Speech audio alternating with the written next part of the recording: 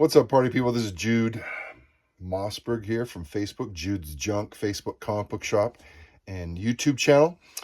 And people often ask about the value of a signature. How much does the value of a signature raise the value of a book? And that totally depends. How much does someone value an oil change? I don't value it at all. I'll do it myself. I'll go pay $100 just so I don't have to get on the ground and get oil in my hair. So it just depends. There is no flat answer. What is the value of a signature series? Even Stan Lee. What's the value of a Stan Lee signature? On an ASM1, a lot.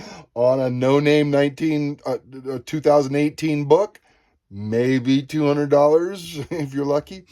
So the value of a signature is really subjective. And to give you some insight into my target market, the people I look forward to, our time is valuable. My time is very valuable. I've been a professional 35 years. I'm 55 years old. I've been a consultant, billed out at $400 an hour. My time's worth the $400 an hour.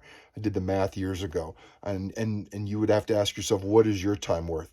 I have clients that are wealthy.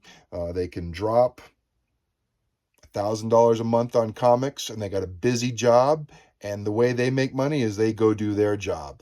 Could they take the time to do other things? Like I watch auction houses. I watch 30 auction houses a day to keep track of great deals. Do they have the time for that? No. Some of you might. You're sitting at home, you don't have a job, you're unemployed, you have a lot of free time, whatever. You might have the time for that. That wouldn't be my target market. My target market is someone who values their time more. They can go make a few calls and make, $5,000 versus, waste 4 hours with CGC. So I used to send my own books off to get signed, and I still do. And I tell you, there's a lot involved with it. Not only, learning how to pack it and ship and do the labeling and that kind of stuff. That just takes time. And if I wasn't a lawyer and billing out, between doing the CGC label, between packing it, between driving over the post office, you're talking a good hour. So that's $400 of my time to do an order, pack it up, and ship it off. That's just the beginning area. Then you track it. Then you might have to call in if it's gotten lost after 3 or 4 or 5 months. Then it finally ships out to you and it comes to you. Now, the overall cost for doing the actual signature on it is not just the cost of them grading it and the signature, but you got the added fees, the label fees, the shipping. If you're signing one book, it's $30 to ship it back. And depending on when you ship it, it might be, $20, $30 to ship it there. And unless you do it in advance, you can get a cheaper rate. But a lot of people wait till the last second, and then your shipping costs blow up. So, you got costs involved there. Then you got to wait. How many of us who are busy professionals like to wait 9 months for a book, maybe to come back a 9.8 signed? I have learned that I don't like waiting 8 or 9 months just to have a 9.6 come back. That is a bummer, especially since I crack 9.8s to go get signed. I only want 9.8s. I only collect 9.8s.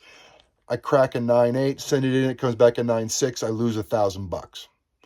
That's a big deal. A lot of people don't want to take that risk. I do. I just sent some back in, a couple 3 9.8s that came back at 9.2, 9.6, and a 9.6. And they're bigger books. So, and that happens more often than you'd think. So what I'm getting at is, what should I pay as far as a premium for a signed book? Well, you got to factor in your time. You got to factor in, if you did it yourself, you might not get the grade you want. You might want to get a 9.6. And then you're going to be bummed. Not only did you waste all your time, you lost money on the purchase, and you didn't get the book you wanted. So now you got to start all over again, take the loss, eat a $500 loss, and go do it again. Or a $1,000 loss in the case of my Uncanny X-Men 266 newsstand that was a 9.8. It came back a 9.6. So these are the costs involved in doing it yourself. Your time value of money. What is your time worth? doing the packing, doing the tracking, doing the calling. Waiting 8 months, that's not unheard of. I don't care what people say. When you do a Signature Series event, I still have stuff missing from last August, so coming up on a year. What was that? The Tom King Signature Series. I had a couple of visions I sent in for that. Tom King, is that his name? Anyways, so that length of time. So if I have let's say I just posted an ASM 204, 9.8, third appearance of Black Cat, signed by Marv Wolfman. Someone could say, well, that's only $168 for a blue label. I think it went down. And I could say, and why are you selling it for $500? That's a $330 increase. Well, for one, there are only 6 signed copies in the world. 2, it's an older 80s book, so kind of crack those is a risk. The older 80s had cheaper paper, and when you crack them, there's a better chance of them not retaining that 9.8.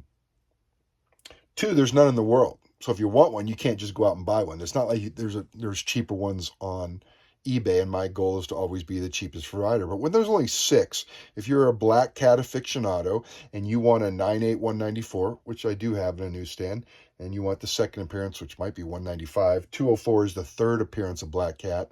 If you want that signed, you'll either pay me the $500 or you'll do it yourself. Do the math.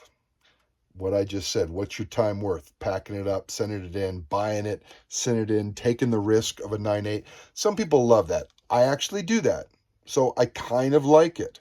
There's a payoff for me. There's a lot of people, that is not a payoff. They want to collect books, admire the books they have in-house, and they don't want to take the chance of sending a book, waiting 9 months, and hope it comes back a 9.8. That just is not what they want to do.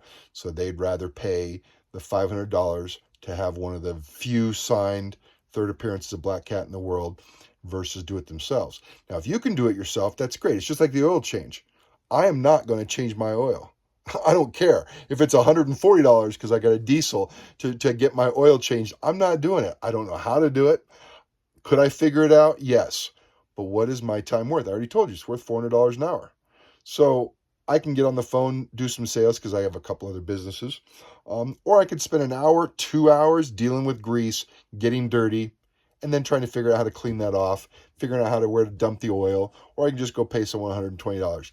So that mindset is what a lot of, not wealthy, but entrepreneurs know the time value of money. Doctors know their time value of money. Lawyers do. A lot of salespeople don't know their value of money. They look at, it costs like $200 to hire a mechanic now at your dealership, if you didn't know that. $200 to $250 an hour for a mechanic to look at your car to tell you what's wrong. So what is the value of your time worth? That no matter what you do for a living, whether it's an entrepreneur or a W-2 job, you work for someone, knowing what the value of your time is worth will influence the decisions you make in life and help you be successful the way you want to be or work against you. And that's just Jim Rohn. Some of the best advice I ever got is understanding the value of my time. I'd rather spend an hour playing with my kid, who's 7 years old and I'm 55, versus an hour changing an oil. I'd rather play 2 or 3 hours with him versus 2 or 3 hours with the comic books. So and there's a lot of clients like that.